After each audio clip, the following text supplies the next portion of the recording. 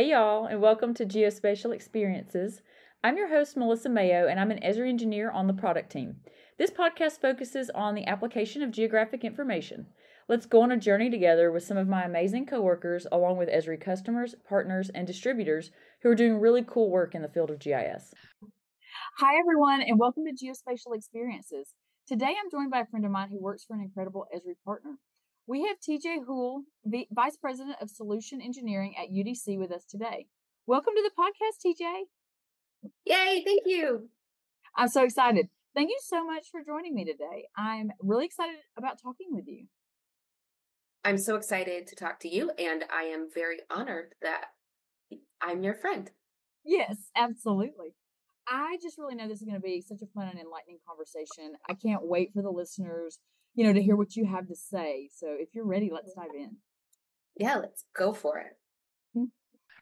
So I know that you have, over 20 years of experience in the GIS utility industry, and then you've been at UDC for a while. You really are one of those representative faces that people see at conferences when they come and they attend. So can you tell me just a little bit about your journey with GIS through the years and up to now? Yeah, absolutely. So I have been in utility GIS since I was in college, which was a long time ago. I started at Arizona Public Service, which is a local electric utility in Arizona, as a secretary on their GIS conversion project. I did that as my college job. When I graduated from college, I was going to go get my master's, and it turned out that wasn't a great fit for me. So I stayed on at APS and became an electric mapper. And then from electric mapping, I moved into business analysis with the GIS team, started doing a lot more work in that space, really just fell in love with the technology and the possibilities and the transformation it brings, specifically, to a business for utilities. So there's so many unique opportunities leveraging this technology. I couldn't leave. And so I was at APS for almost 15 years and then started consulting. And I started work at PG&E with UDC, and I've been with UDC for about 8 years now. Awesome. I feel like you've been there longer, honestly. It just seems like you've been for forever. I've been around a while in the industry, so that makes sense. Yeah. Well, tell me, what was it like to do that transition from being in a utility customer to working with a partner?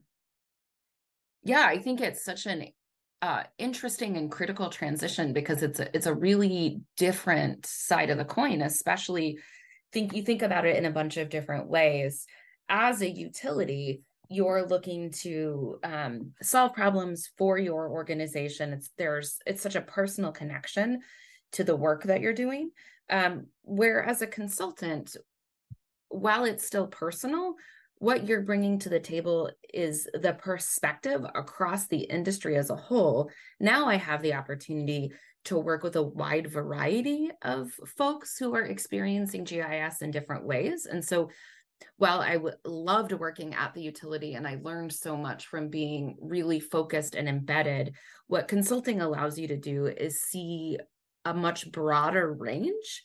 And, I think too, you have to have different skill sets. Like as a consultant or someone who's working with a variety of customers, your perspective becomes more broad, where when I was at APS, it was a lot easier for me to be like, yeah, I need it to do this specific thing because that's what we do.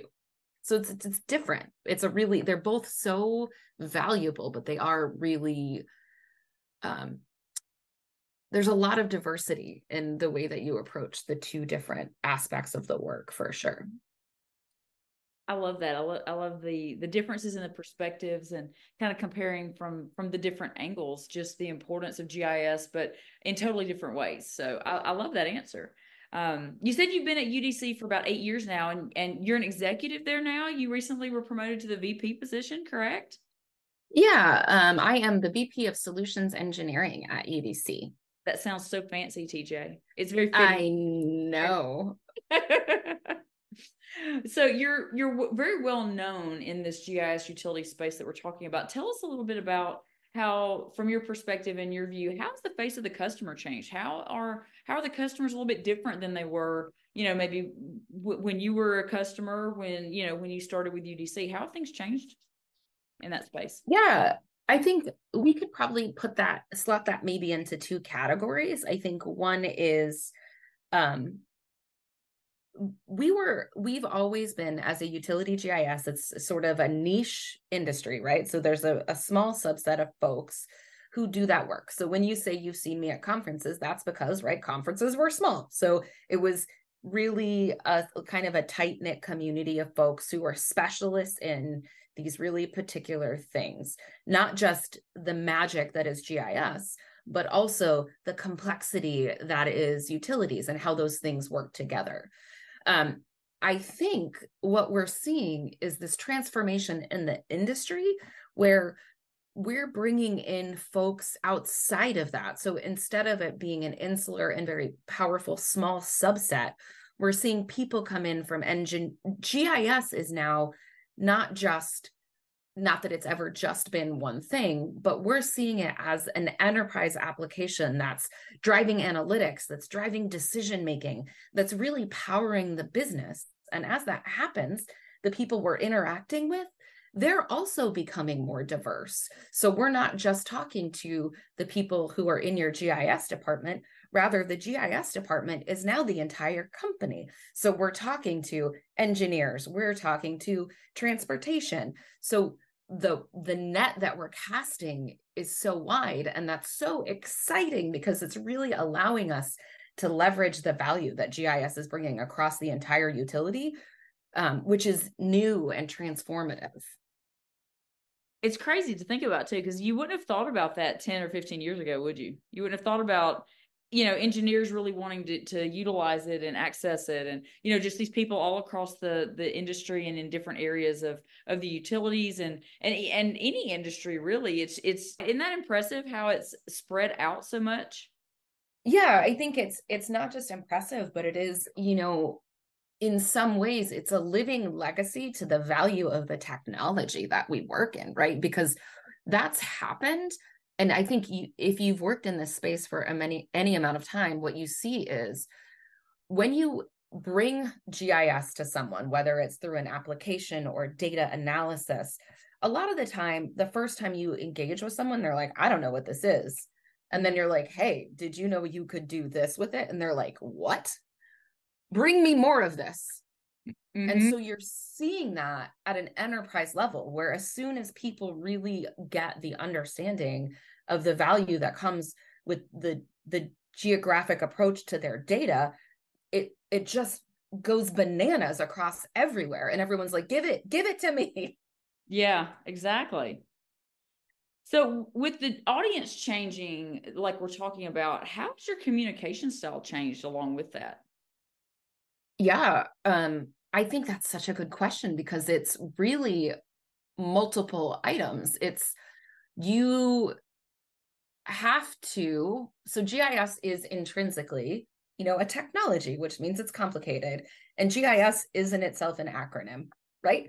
And Mm-hmm. so that's one of the things that we encounter so much is for people who've been in the industry a long time or who have this really deep technical knowledge, we have a tendency to go immediately to sort of techno jargon.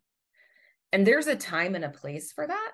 But I think as we start to expand the reach of what we're doing, we also have to expand the methods of communication. And so that is how we talk about what we're doing, the words we're using. It's our ability to frame the benefits in real world user stories. It's, oh my gosh, all the cool things that we bring to the table with, the ability to make story maps or dashboards. So rather than in the past, we might have done a PowerPoint. Now it's not just the words we're using, it's the way we're communicating that's shifting. And even that is powered by these geospatial approaches. Okay, I want to talk a little bit too with you about conferences, if you don't mind. When you're preparing your team for a conference, what's your process for determining your messaging? Yeah, this is a sort of a many pronged approach. the messaging in particular is influenced by several things. And our marketing team, led by Chris Gerton, does a really excellent job here. And I think so, starting with conferences in general, like we see them as a forum for learning, exchanging ideas, um, just getting to know our customers. And then our goal in that forum is to have meaningful conversations with our partners, with our clients, other GIS users, a real two-way dialogue that helps us understand how GIS is helping them achieve their mission, what has been successful, where they might be having challenges, and then also to better understand on both sides of that conversation where UDC as an organization might fit into their strategy and help them achieve their goals. And so because our mission is to solve real world business challenges for our clients through the application of GIS and spatial technology solutions, we really want to keep that focus on client success and helping them share those stories. So with all of those things in mind, right, we look to our most recent client successes and projects and things that are in flight and try and share what we've been able to achieve as far as successes, what worked, and then things that maybe didn't work that we might be able to prevent other folks from encountering. We look at the input from our clients and our partners, their challenges. What are the common challenges that we can bring to light and we can start to share progress on? We think like kind of that's what's going to interest the industry. And our clients are super passionate about the work they do. And we have found that they often really want to share what we've learned together. And so we really like to partner with with our users to do presentations to try and support the clients whenever they do want us as a result of our work to share with them. And then we have solutions that we have created for a particular project that we might want to talk about in case that would be helpful, like through our solutions engineering team, which is my team, or project work, or the product team led by Faye Hall. And so kind of gathering all of those pieces, keeping in mind our goal, which is client focused and really wanting to share and have that two-way dialogue with the industry and our customers, keeping them in the forefront. So we take all of that and try and create messaging that reflects the themes of what we're doing today and also what we're working on in the future to actively solve like real world challenges within our industry. We want to make sure that we're engaging attendees and providing opportunities for learning and knowledge exchange while having meaningful conversations and keeping it relevant. It's really ongoing. So every conference we're shifting as we learn and discover. So that was a lot, but it's a really, I think, a layered approach because it is rooted in that client focused two-way communication. So as we learn, we're shifting at every conference. I was actually talking about UDC earlier today to someone, and I was telling them about y'all. And one of the big things that I, really emphasized was your focus on your clients and how dedicated you are to taking, bringing on client challenges, working through those challenges. You really want to look at those client challenges, take them on yourself, and help your clients move through them successfully. And you have such a focus on getting in there in the weeds with them and making sure you understand kind of where they're coming from, where they're trying to go, and working with them, almost as a, kind of in a community space as far as, really truly engaging with them in a positive fashion. And so not that, anybody else doesn't do that, but you guys just do such a good job of really tying in with the customer, tying in with your clients, working well with them and understanding what they actually are trying to do and where they're trying to move from in that journey. Thank you. I think that really means a lot to me and to us because that is, I think UDC is client focused so deeply that it's lovely that that's, visible to other folks. Absolutely, for sure. So I have a thought too that I wanted to kind of ruminate on with you. It when I'm hearing you speak, it sounds like the utility sector really is unique in their willingness to kind of share best practices. I know in some sectors and in some spaces, maybe that's is the case, and some others maybe not so much, as far as being able to cross over and call somebody at the next utility. That was another conversation I was having with someone earlier, and to me it seems like it really makes a difference for everyone involved when you're willing to do that, to be able to advance the technology along. How do you feel about that? I think that's really true. I think the utility GIS space it's sort of a specialized group, right? So GIS is a big bucket and utilities are a big bucket, but people doing utility GIS and using it's getting bigger, it's getting wider, right? But certainly that gives us the ability to reach across in ways that I think wouldn't be possible in different industries. And even within the work that we're doing across the utility space, we see people partnering. Like if you're a gas utility, you can still learn things from electric. And so there's so much value to be had. And really, a lot of the conferences and things that Esri brings people together provide the format and the ability for people to work together and learn and grow. And I do think that is a, something that the utilities should leverage and often do. And we at UDC really want to help the folks that we partner with, our customers and clients, do that. It's something that's important to us to go back to, our customer focus. One of the things we want to do is make connections where it's appropriate. So it doesn't mean that we always have to be involved, but if we can set people up to have a conversation, we want to do that. Because in the end, we're all going to, as an industry, as a community, right? And maybe that's the right word, is that we are a community. And when we help each other, whether or not it's direct, in the end, we all benefit. So I think that is a great point, and I agree 100%.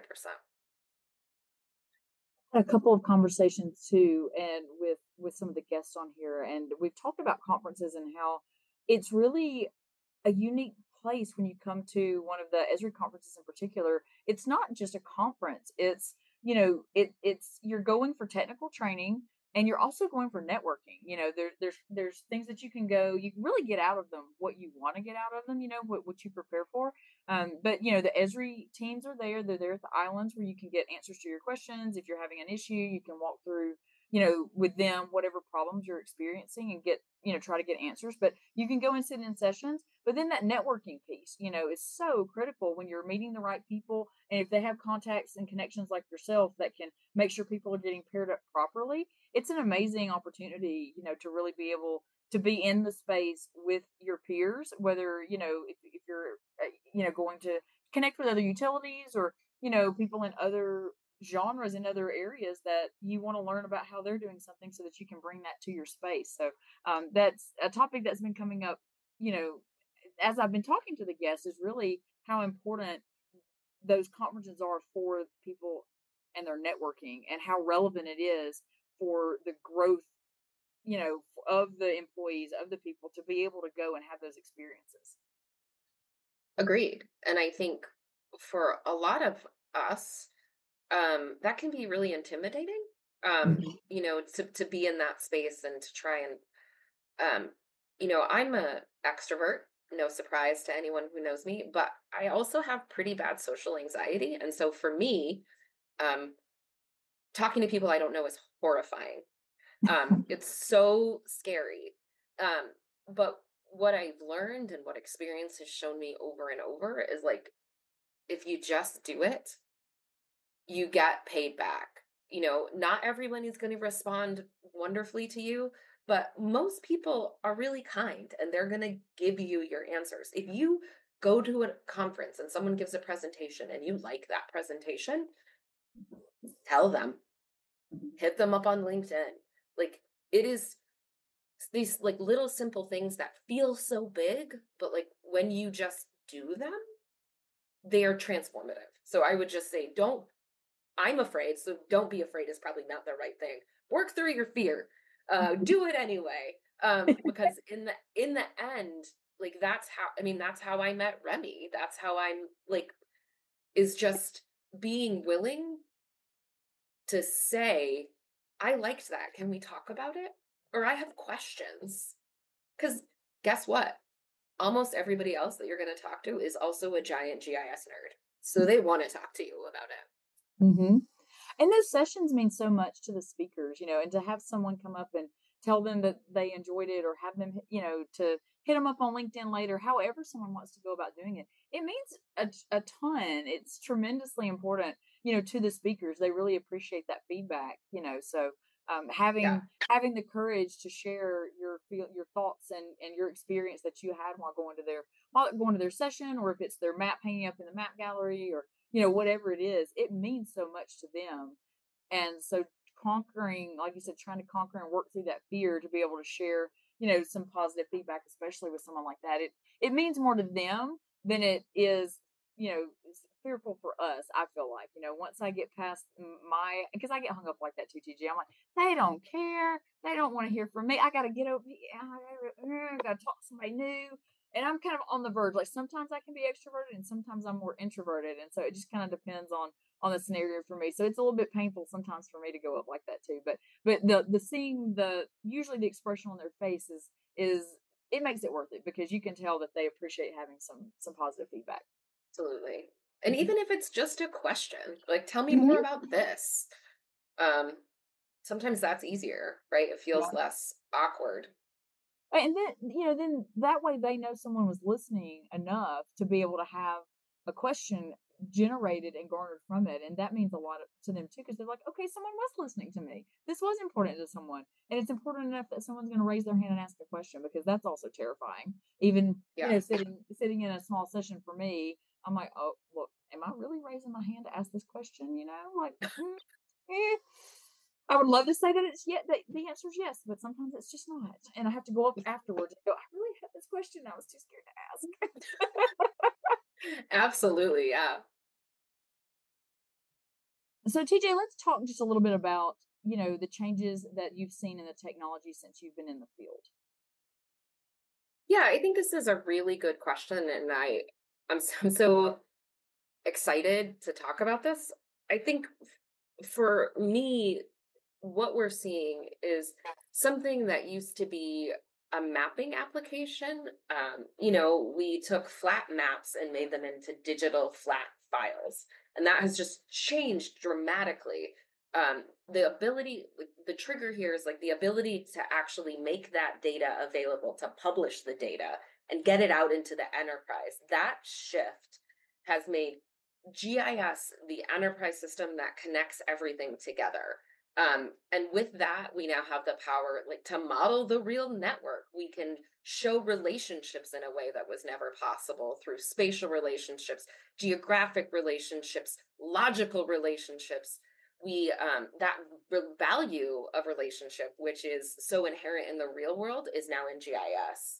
And I think the next evolution is, like, we went from flat files to published information. Now we're going to talk about GIS being the enterprise system that is the hub that brings all of these disparate systems together, the universal translator, sort of, that doesn't necessarily hold all the data, but allows all the systems to talk together and displays that information in an intuitive way. So I think that's so exciting. I think so too. It's amazing to see how the technology kind of shifts and moves, as we've gone through our careers, and all the new stuff that comes out and the new things that it allows people to be able to do. As the technology progresses, people can just do more and more amazing things. Yeah, agreed. Really, that GIS has become a truly enterprise system that is at the core of what makes a utility successful today. I think that's so exciting. Oh, I do too. Definitely. Interesting and amazing way that the technology is becoming so foundational too for, our users, for our community groups. It's just amazing to see it. Honestly, it's amazing to see them, how they implement it too. How they, a lot of them have to change workflows to be able to get things like the utility network to work, and, but they're embracing it and they're moving forward. Yeah. And getting the value. For sure. So I'm going to switch over for us to talk a little bit about UDC. I'd love for you to spend a few minutes and talk a little bit about the company and how they really, or how y'all really provide support to customers. Yeah, absolutely. So UDC is, we are a really unique organization and a place I'm really proud to work. We are a product independent services provider that specializes in geospatial technologies and systems implementation.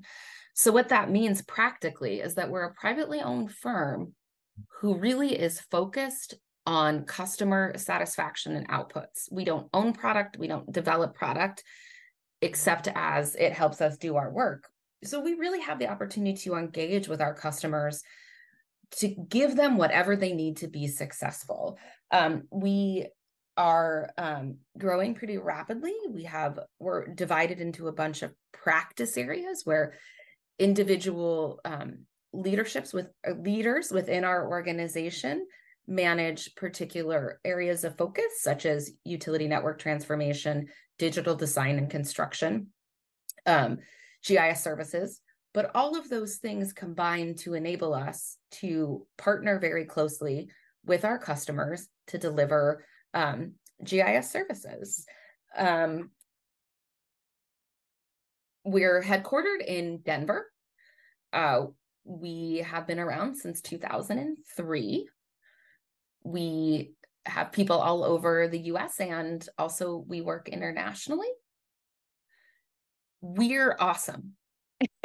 You are awesome. I would say that UDC is one of the most innovative teams in the utility and the GIS workspace. Honestly, you guys are so creative, and you come up with really, just like you said, unique and different solutions. A good word, solutions to customer problems. You guys are always coming up with new and cool stuff, TJ. I think one of the things that one of the reasons I really enjoy working for UDC, and one of the things that I do think makes us unique, is that because we're independently owned, we really do have the opportunity to kind of do whatever is best for the customer. And I know that many of our partner organizations and other vendors also have that at the heart of their business. That I'm not in any way saying that there are organizations out there who aren't doing it. But when you work directly for the owner of a company, and you know that you have the backing to do whatever you need to do to get a project done, I think it does inspire a different level of creativity, because you're not worried about how that's going to reflect on your career. We are encouraged to really bring whatever solution to the table is going to make our customers successful. In the end, that's our number one goal and metric, is to be a really forward-thinking and proactive partner with our customers.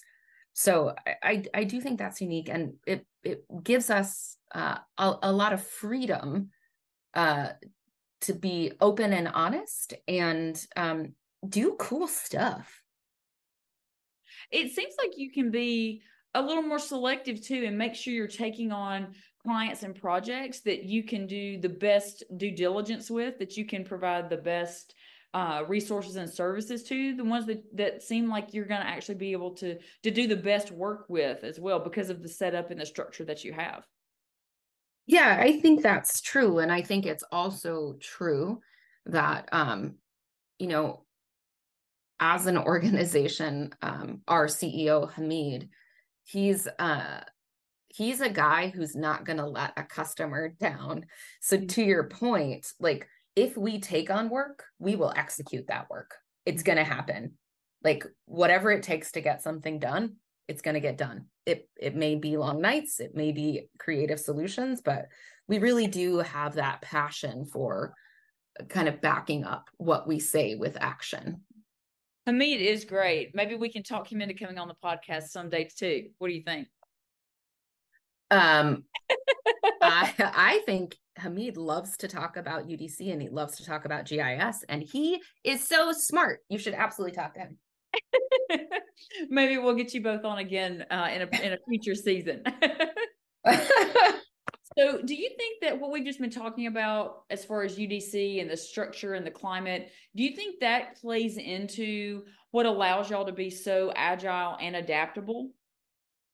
I absolutely do. I think that, you know, we have flexibility. I also will say, and I know that everybody thinks this, but I have never worked with so many just brilliant humans. Like every meeting I'm in, everybody around me is so smart.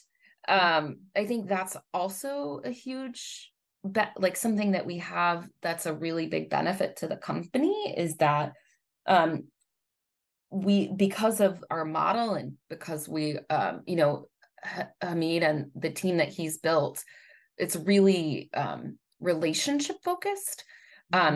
We work really collaboratively and there's a lot of trust. And, I learn new stuff every day from these people. And I think that's, and I would extend that too. Like the customers and clients that we work with are just so smart. And so, having that mentality, like that learning mentality, is a function of who we are as an organization too. And I think that starts at the top and is really critical to our success. I would say the other thing about UDC that I think is interesting is we have as I said, we have like an awesome marketing team and an awesome sales team.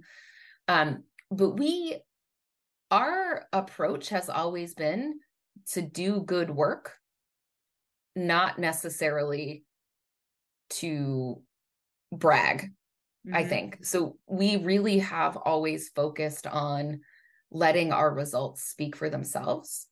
And I think that's really, it's a weird approach, but I think it's really benefited us because like if we say something, we mean it. Let's talk about innovation for a minute. What makes UDC such an innovative company? Yeah, I think I want to kind of touch back on something that we've been talking on and off about in our chat so far, and that's UDC is really focused on client success. That is who we are. Because of that, because we're privately owned, we have the freedom to solve problems in whatever way makes sense to make that success a reality. Our goal is always solving the issue, and because of how we're structured and who we are, we have the freedom to do what it takes. Our target isn't about profitability. Our target is about building the relationship and doing what is right for our clients. And when we do that, growth and profitability follow because the client trusts you to do good work. You trust the client, and it's a positive relationship. And that's our focus. And so we think when we talk about innovation, that's what it's about. It's the freedom to do things in a way that's going to allow us to be successful and help our clients get what they need. Would you say that's pretty much what makes UDC tick, is just kind of work, making those relationships and working from the customer perspective? Yeah, I would. I think it's really, we put our customers first. We love our employees. Our employees are so meaningful to us.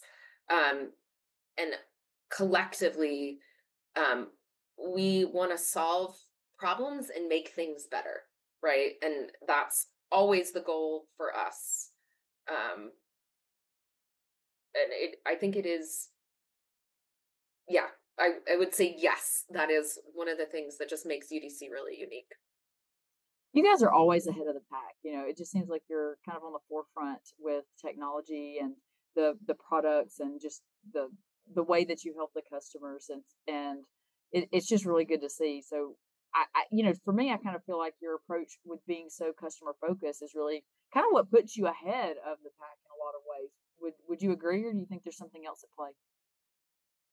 I think it's right. I think, it's that when you are focused on what the customer needs, you're inherently going to be thinking ahead, right? Because just like in your personal life, you have to have a 5 year or 10 year plan, right? If our goal is to make sure that we have a long lasting partnership for the next 10 years, we're going to be investing project by project in our customers. We're going to be, as an organization, ensuring that we're looking ahead to know, like, we think this might affect you in the future, and here's how we think you should solve it.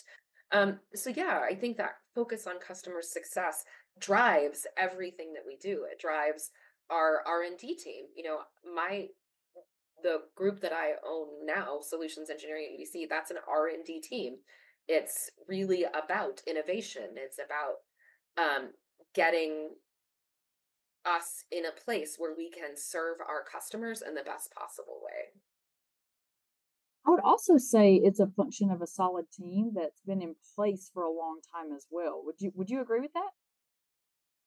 I think yes, but I would also offer that one of the things UDC is really focused on is, as we're growing, we are bringing in new team members who are also amazing and really working on folding them into this established process, right? So the absolutely having that solid team and relationships internally is something that makes us strong.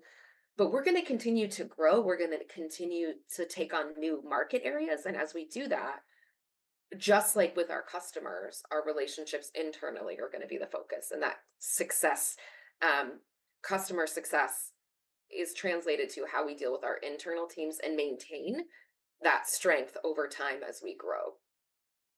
You have such a and when I say you, I mean UDC has a really personal approach as far as, not just with the customers, but with your internal people.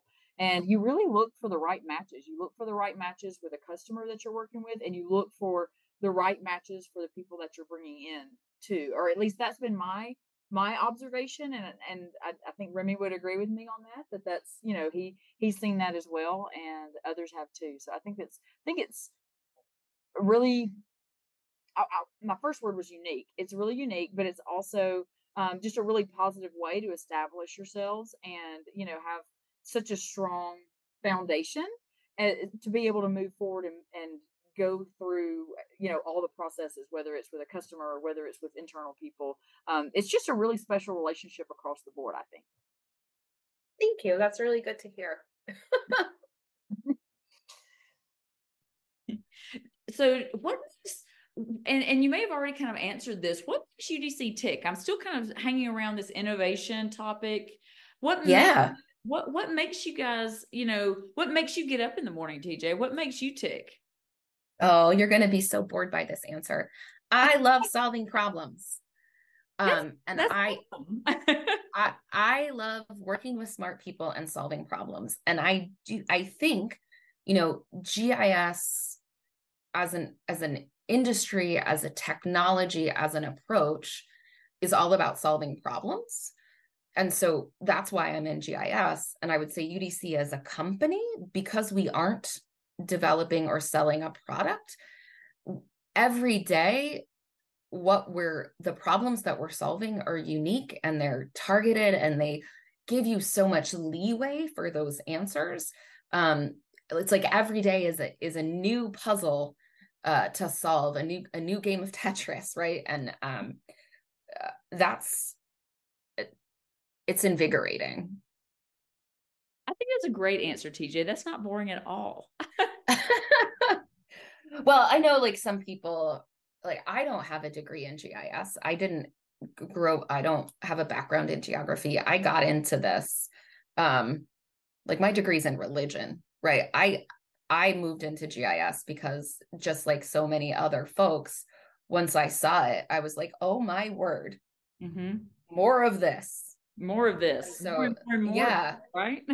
I want to learn more about this. And if what drives me is solving problems, man, this is the system to do that.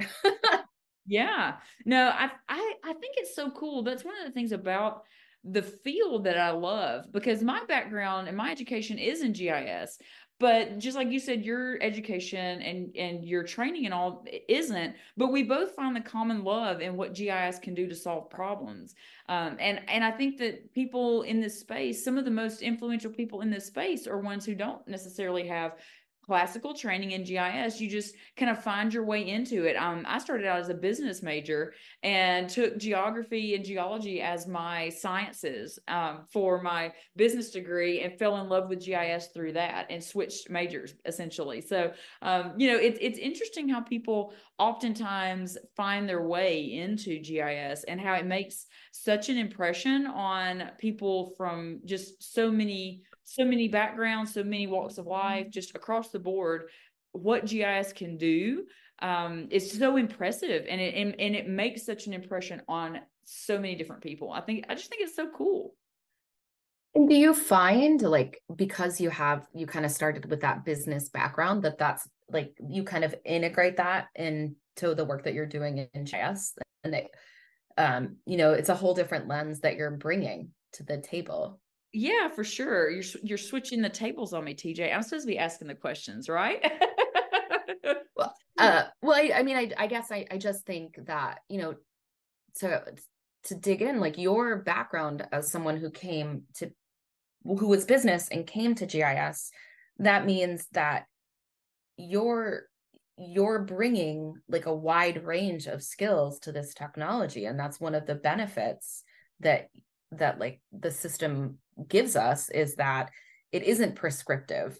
Mm-hmm. So we can take a wide range of, and we mentioned this earlier, that GIS, the audience for GIS is expanding, and you and I are great representatives for why that's happening. It's because the system enables you to do so many things, and you can come to it in a wide variety of ways and bring value.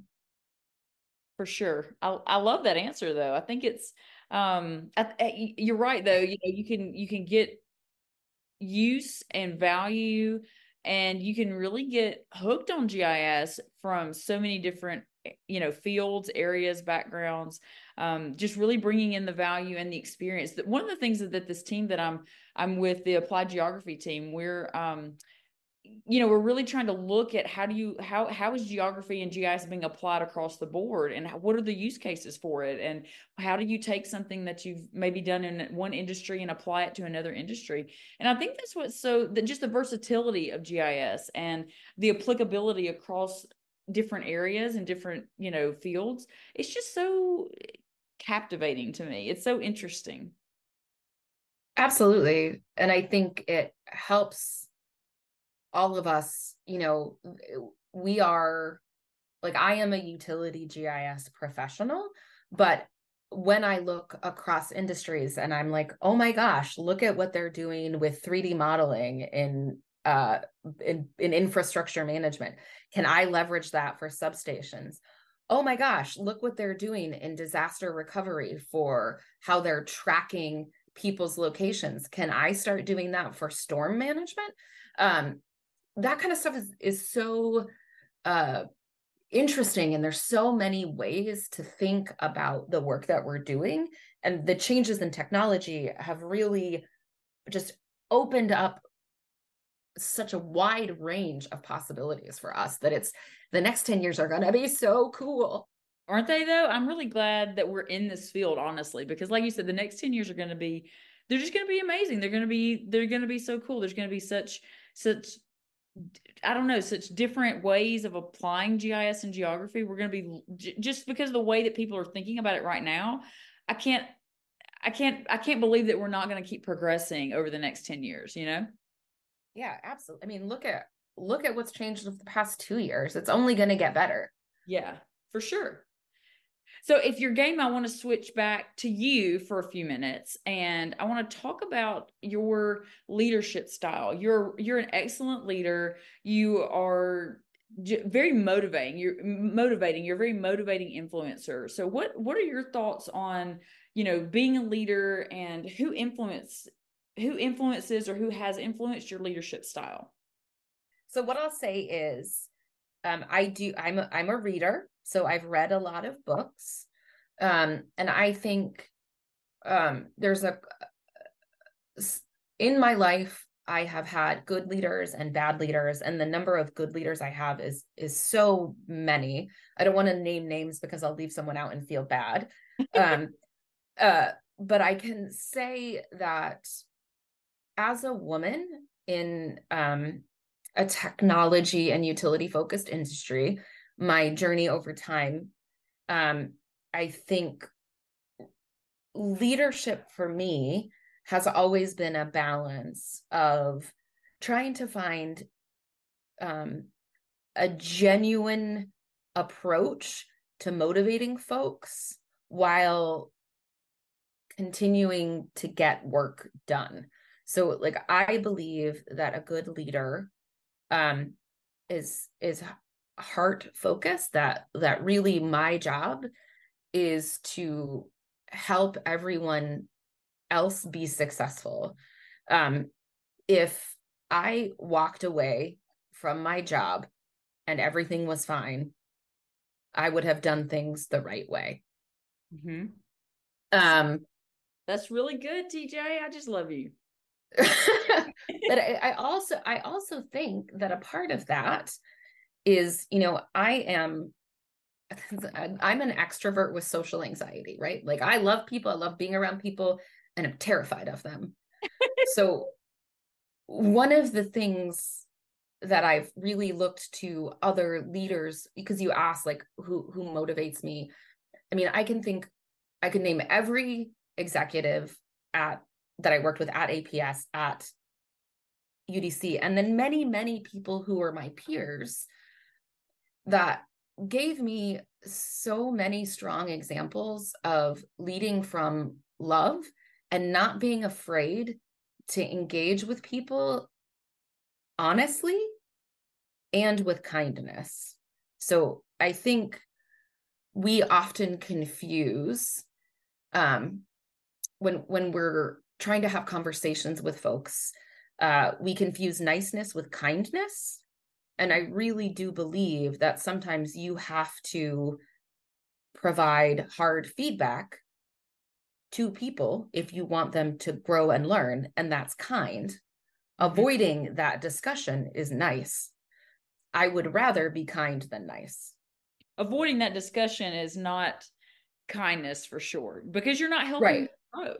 I mean, you're not right, exactly about it, and you're not growing as a supervisor if you don't approach that situation. You're just brushing it under the rug. Right. So for me, that's been a really important shift as a woman, as a leader, to say, I'm not avoiding hard conversations, whether they're good or bad, to make things easy anymore, because it turns out that's not easy. It's worse. Mm-hmm. The kind thing to do is engage, have really sincere and heartfelt conversations with folks, and receive that feedback as well. And then we grow together. Mm-hmm. So not confusing niceness with kindness, I think, is one of the big things that I've learned. I think that's great. And, and I think too, it's sometimes difficult for females, for women leaders and managers to give that feedback that might sometimes be difficult without it, people assuming that we're terrible, or associating and assigning, a negative word to us. We can't give the same kind of feedback and it be taken the same way as if our male counterparts gave it to us. But having the courage to do that and to deal with it and handle the situation so that everyone can grow from it.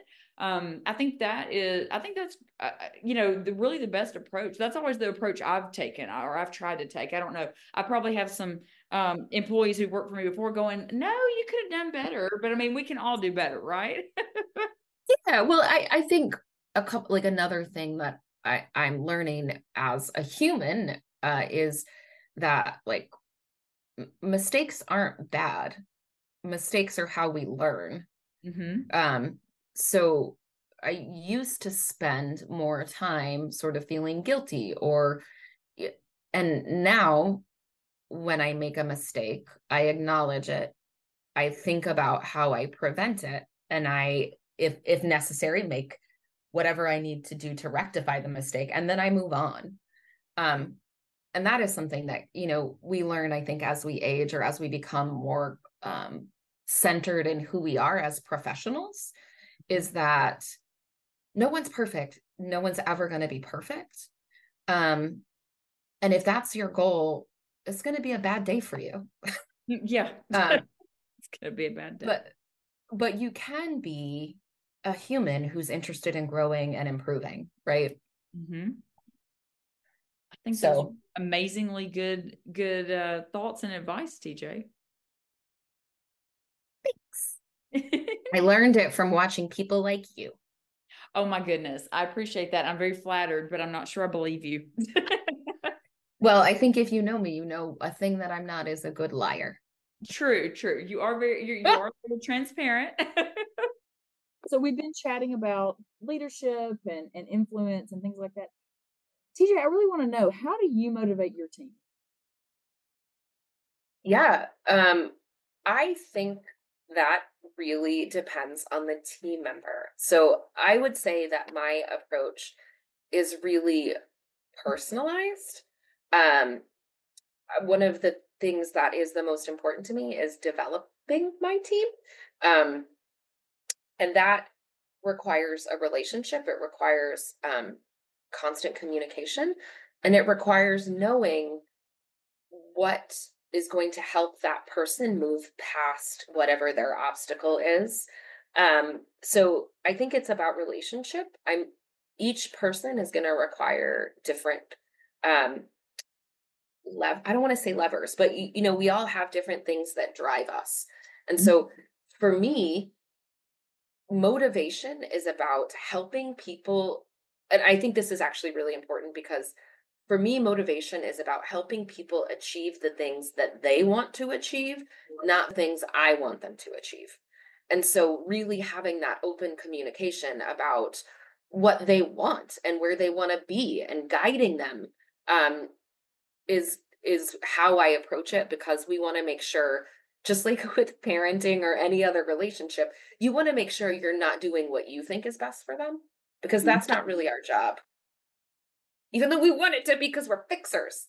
Our job is to help people do what they want and to guide them to do that in the most successful way that we can.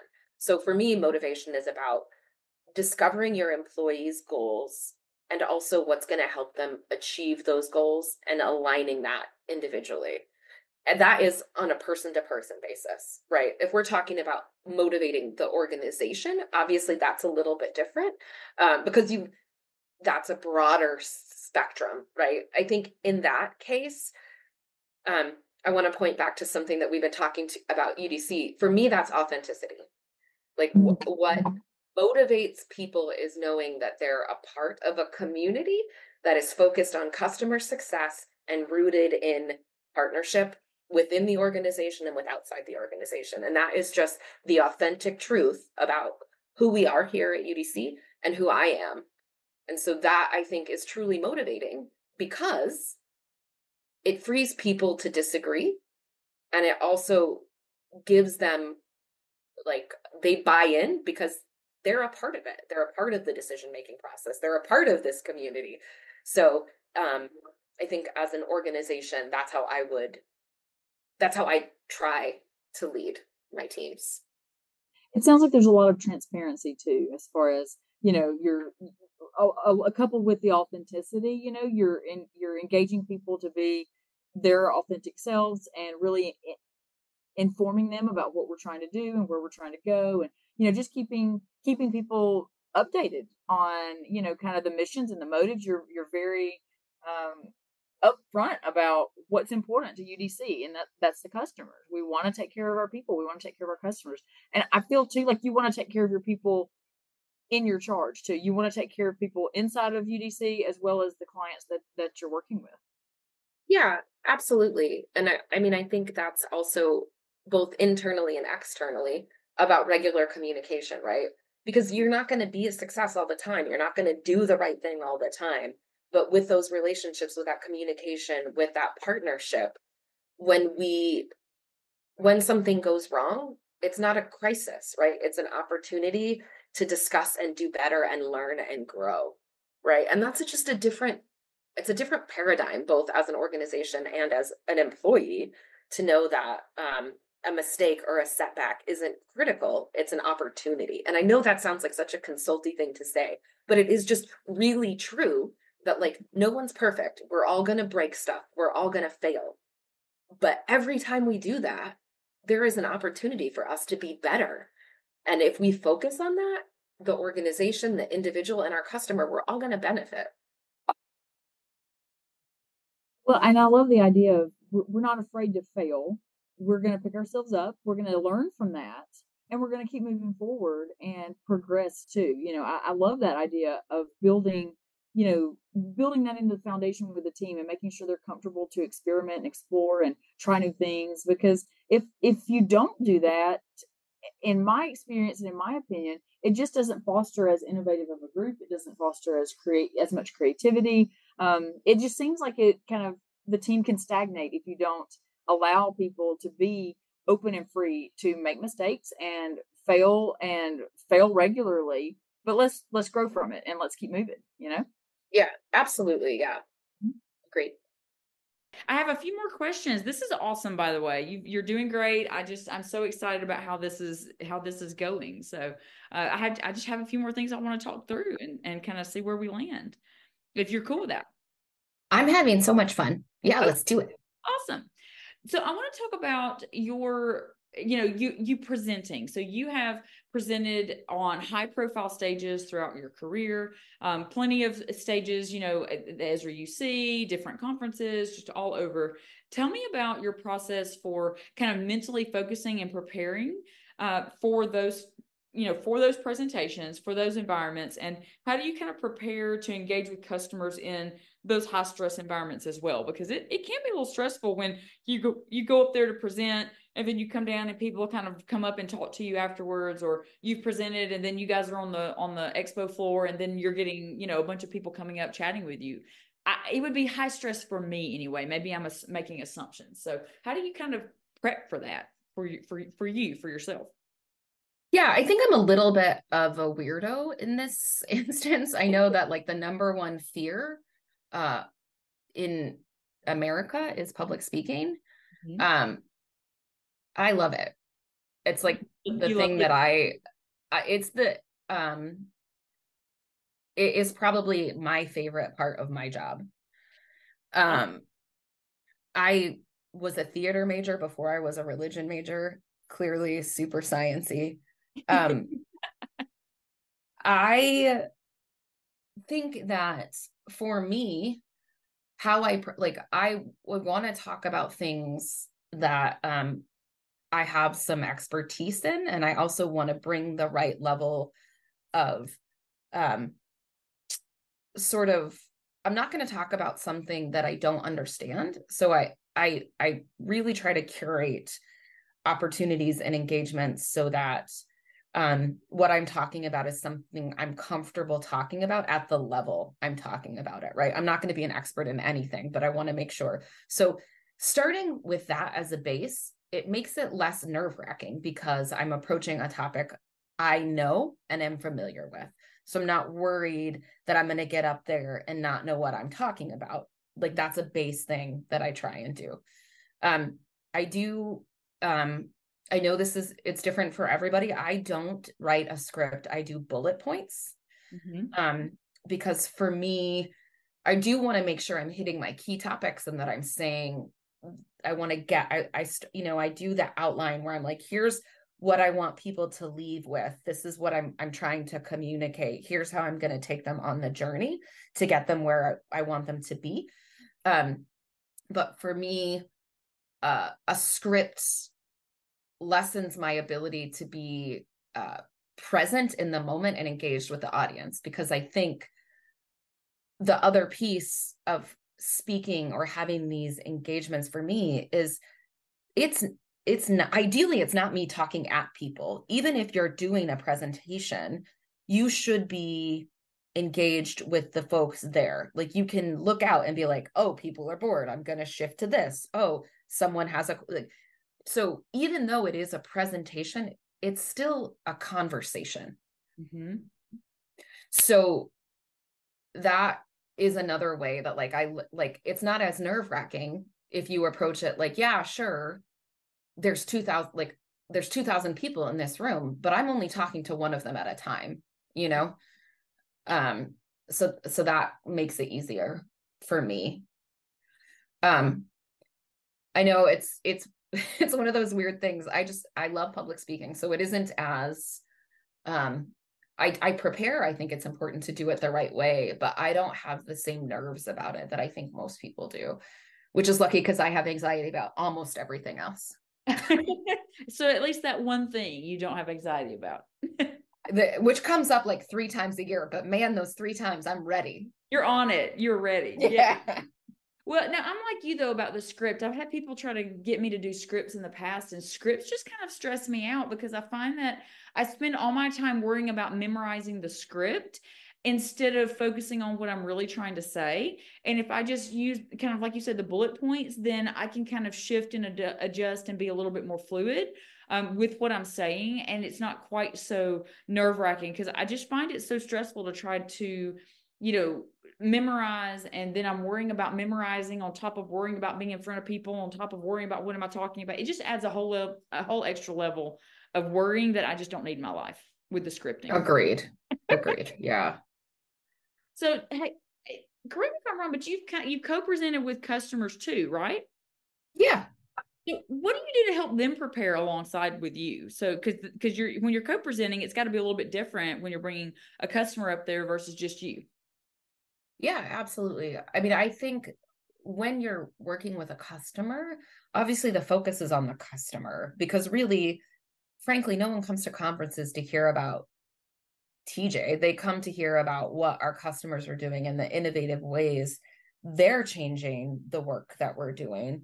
So we do, like, our goal is to always really, we, as much as the customer wants, like, we work to put the presentation together. We'll help with all of that. We'll do dry runs if they want. It really varies person to person.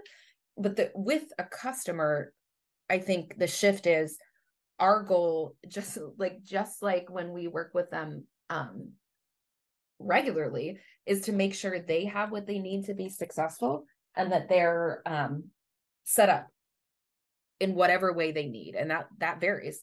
I did a presentation with a customer once.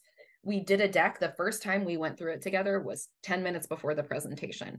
Do I recommend that? No. Was it what they wanted? Yes. And it worked. It was fine. We did great. Wow.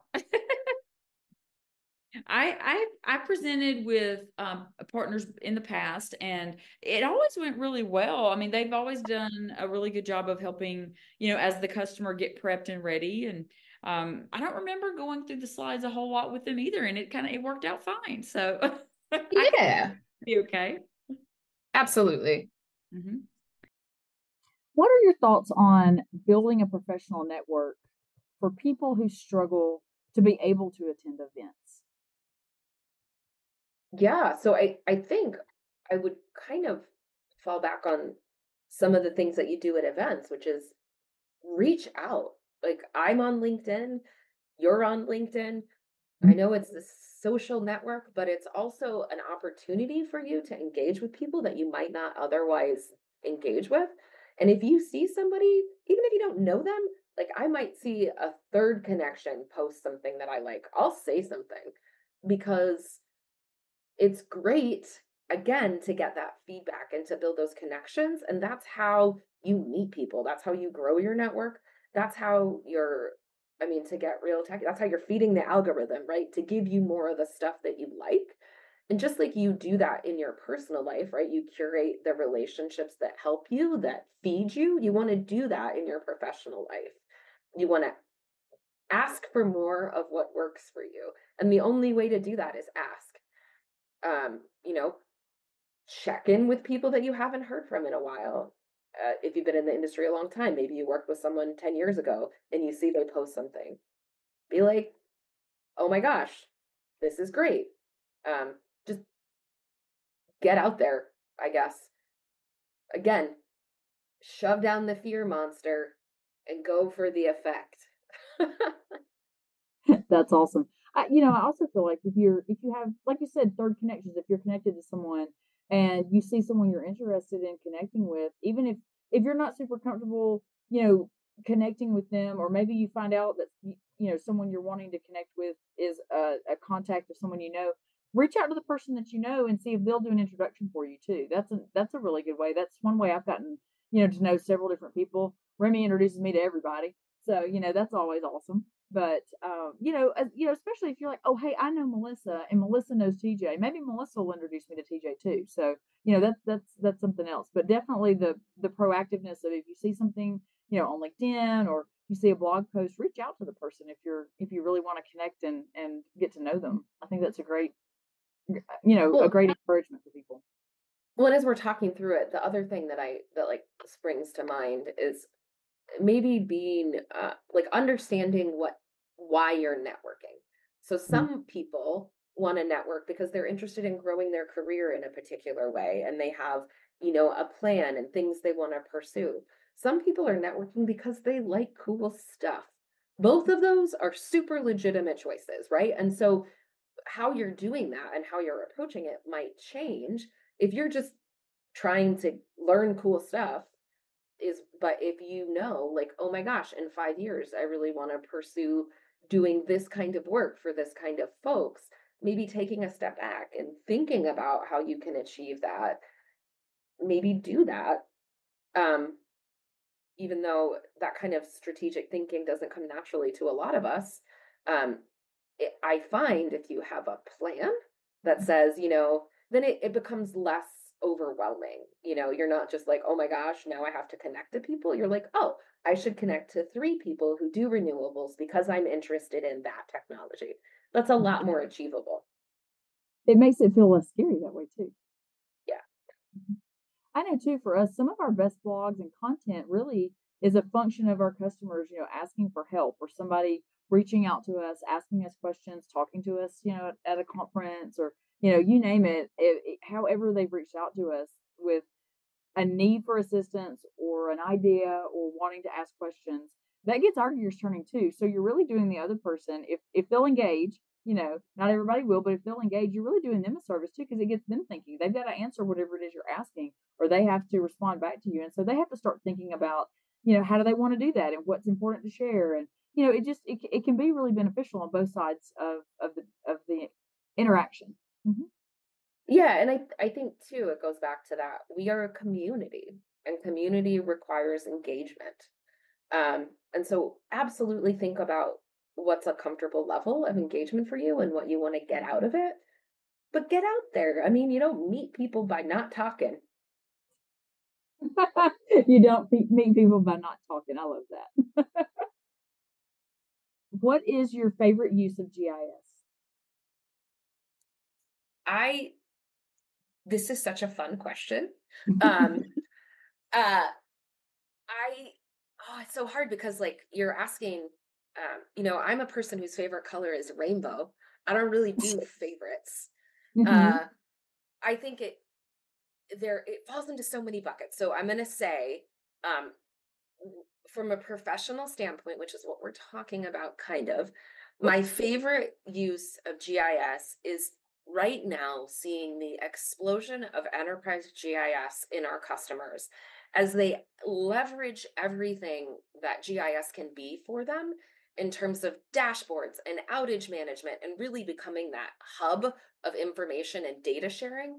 And all of this information that was siloed before becoming transformational across the organization and allowing better decision making, data sharing, really just, and there's so many examples of that, but I would say from a professional standpoint, it's that democratization of data and really shifting the mode of what we're doing from siloed and about attributes to about strategic decision making and people doing things that empower them. I love that. I really think things are cool, like 3D or the like digital, I don't know how practical it is for many organizations.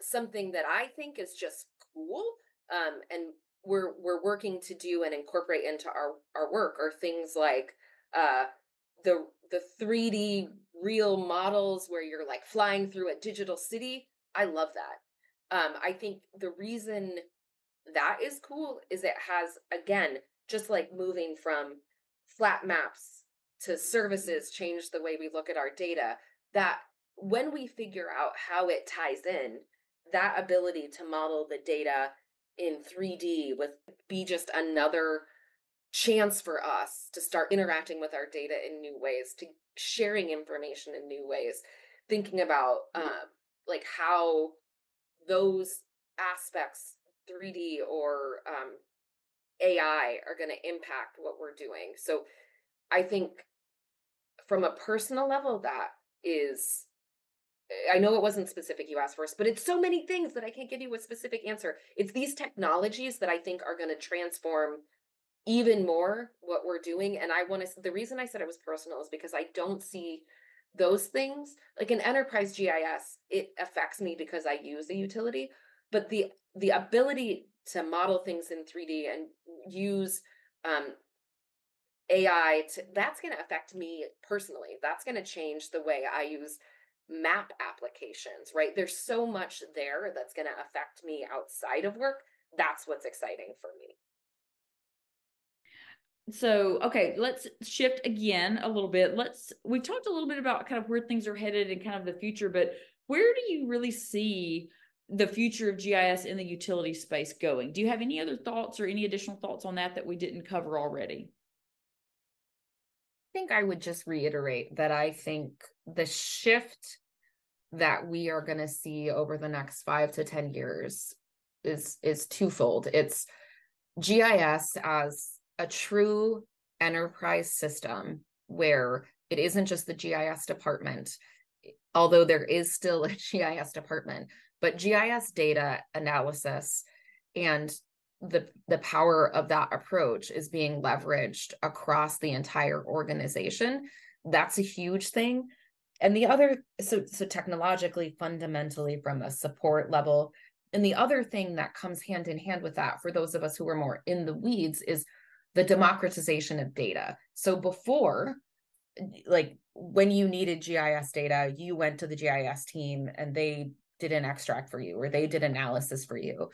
The technology and the way that we're approaching it now is enabling a self-service methodology. Things like Hub are allowing folks to provide authoritative and thoroughly QC'd information to downstream consumers who can then create everything that they need by themselves. And when you put the power in the hands of the people, man, it's the end is infinite. It really opens up opportunity tremendously. Yeah, absolutely. They don't, because they're not waiting for me. They're not waiting for IT approval. Everything is in place for them to get what they need and just be successful. Well, yeah, because then they can just rock and roll. They can go on about their business, get the information they need, make their decisions, and keep moving. Like you said, they're not a holding pattern. They're not waiting. And the easier you make something, the more likely people are to use it. Mm-hmm. Absolutely. So I think that's the future. Mm-hmm. So my next to last question, TJ, is about you. Back to you. So if you've seen TJ at a conference, you'll know her signature style at conferences is her collection of map dresses and accessories, right, TJ? Yes, ma'am. Along with the pretty colored hair, we usually see TJ in her map dresses. So they're so fun and they speak to your style. How did you get started wearing them? Honestly, I saw one online and was like, oh my God, I love maps. I have to have that dress. And I bought it and I had it for like a year. And I was like, oh, hey, I bet other map people like this dress. Mm-hmm. And I wore it to a conference and people like lost their minds. And I was like, oh no.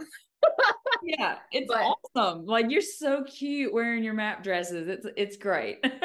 But the thing I really am excited about is like every time we go to conferences now, more and more people have awesome map stuff. Yeah. So it's like, I'm like, heck yeah. It's the GIS clothing is like the GIS software in that, like, now it's pervasive.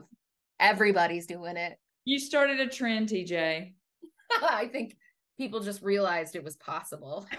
They're like, wait, that exists? That exists. It absolutely does. No, I feel like it isn't a conference until I have found you in one of your map dresses. It's just not quite the same if you're in regular street clothes.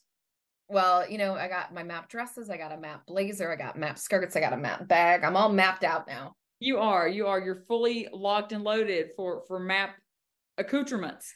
That's right. So my last question is really just what are final thoughts that you would like to leave us with and share with us today? What have I forgotten and not covered that you've thought of and you wanted to share? I would just say thank you so much. This has been really fun, and I feel like I've learned a lot about you, and I appreciate the opportunity. Oh my goodness. Well, you are welcome on the podcast anytime, TJ. I just really appreciate you doing this with me. It's been awesome to just sit and talk to you for a little bit. I've known you for a long time, and getting to know you better and getting to know more about UDC and just kind of how things work and what makes you tick and what goes on with UDC. I've really, really, really enjoyed today. You've left us with a lot of good thoughts, a lot to think about. And like I said, you are welcome on the podcast anytime. I really appreciate you.